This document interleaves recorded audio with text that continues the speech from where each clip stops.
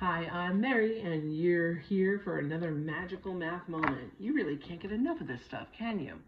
In this video, we're going to be talking about solving systems of equations. We're going to look at a few where both equations are linear, and then we're going to look at a couple where one is linear and the other is quadratic, I believe. I might be a liar. I don't know. We'll see in a minute or two. Okay, so in this first one, since we already have a pair of opposites, we can go ahead and just cancel them out and combine what's left. 2x and 4x is 6x, 5 and 2 is 7. I don't know where I got this disgusting problem from, but look at that. Okay, x is 7/6. That's gross, but that's okay. Sometimes math is sloppy, right? I would probably deal with the second equation when substituting in the x value because I would rather not deal with a negative if I don't have to. So I have 4 times 7/6 plus y is equal to 2. Okay, so I can see here 4/6 is going to reduce to 2/3. So now I have 14/3 plus y is equal to 2. I want the y by itself, so I'm going to subtract 14/3 on both sides. 2 in terms of thirds would be 6/3. 6 divided by 3 is 2. This is horrible. Let's see, 6/3 minus 14 is -8/3. Well, that was a terrible way to start this. 7/6 minus 8/3 is your solution. Remember, the solution of a system is the point of intersection, and it always needs to be written as an xy coordinate pair. Okay, so that one was kind of gross. Maybe the next one will be better. We've got 5x minus y equals 4 and -2x plus 6y equals 4. Now the temptation might be to say, oh, they're both equal to 4, they're both equal to each other. That's not going to really do too much because you still have two variables. So I'm looking at the y's. If this were a -6 here, it would make life easier. So I'm going to distribute a 6 to the top equation. I've got to do this to all 3 terms. Everyone always forgets the constant. Don't leave that guy out, okay? 6 times 5x is 30x. 6 times -y is -6y. 6 times 4 is 24. All right, now we can go ahead and cancel the pair of opposites that we have, combine what's left. -2x and a positive 30x is 28x. 4 and 24 is 28. And hallelujah, we have a beautiful solution of 1 after we divide. Okay. Now we get the choice. I think I'm going to go with the top one. It really doesn't matter. 5 times 1 minus y equals 4. There's actually less steps involved, right? Like if I used this one, I would have to divide at some point, and why do extra work if you don't have to? 5 minus y is 4. Next, I'm going to subtract 5 on both sides. -y equals 4 minus 5, -1. Now be careful. We need to get rid of this negative. So we're going to divide both sides by -1, so y is 1. Another way to approach this is that when you have a negative in front of a variable, it just means the opposite of that value, right? So we can do the opposite of -1 is +1. And 1, 1 is our solution here, which is so much nicer than what happened in the first one. I don't know where I made that problem up from. Gross. All right, here is the third linear one. This one's a little sneaky because there's no whole number I can multiply 3 by to get the opposite of 4, or I should say -3. Same thing with 2. 2 doesn't go into 9 evenly. So when you have a situation like this, you have to multiply both equations. The way I approach it, I take the leading coefficient from the bottom and bring it up, the leading coefficient of the top one and bring it down. But I don't do anything with signs. I take a minute to think.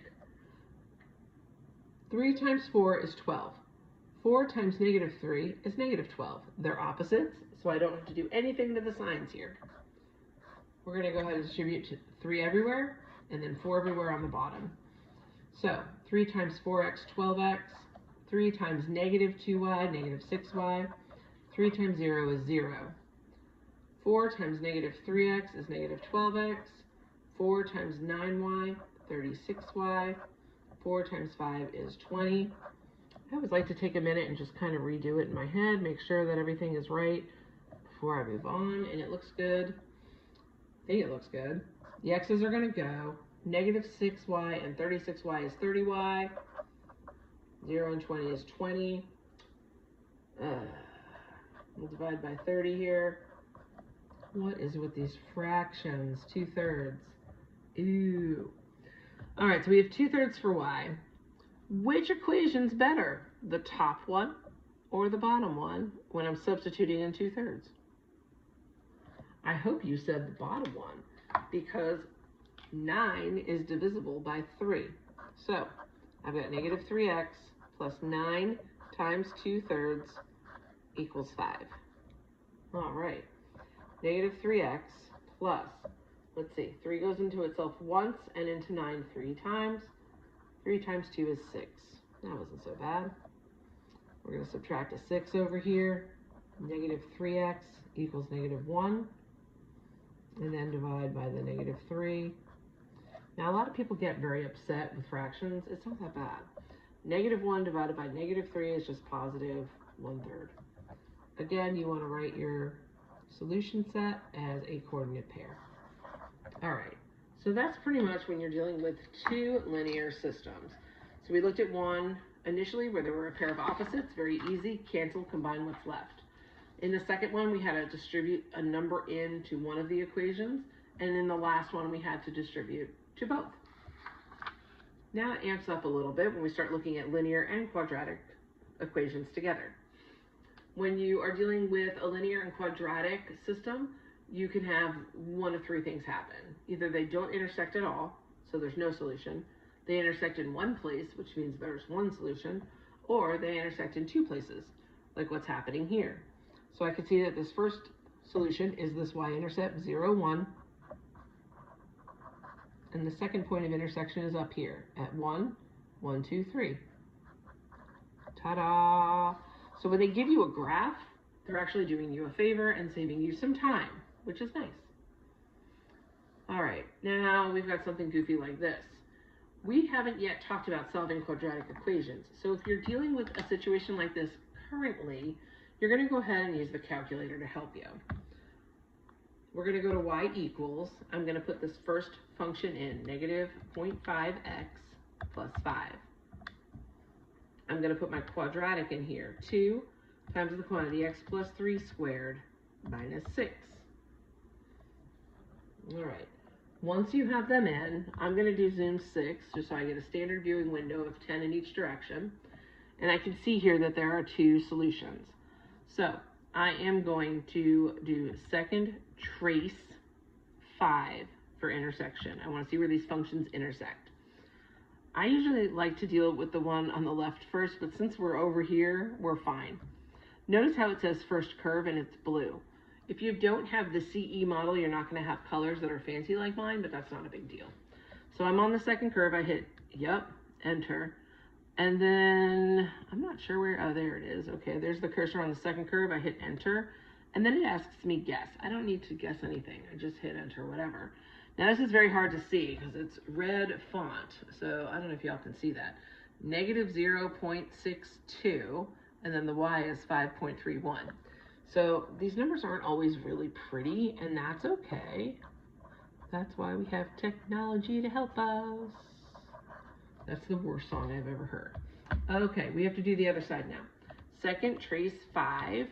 I'm going to use this left arrow key to go all the way over closer to where that other intersection is. I'm going to hit enter. It asks me second curve, and see how it's on the parabola this time. I hit enter, and then guess, who cares? I get an intersection of negative 5.63, 7.81. All right, so sometimes, math is a little bit gross and you get some ugly answers, but that's okay. Precision is important, okay? I hope that this video is helpful for you. If you liked it, go ahead and hit like and subscribe, share with your friends, and really appreciate you tuning in. And I hopefully will see you again for another magical math moment. Bye.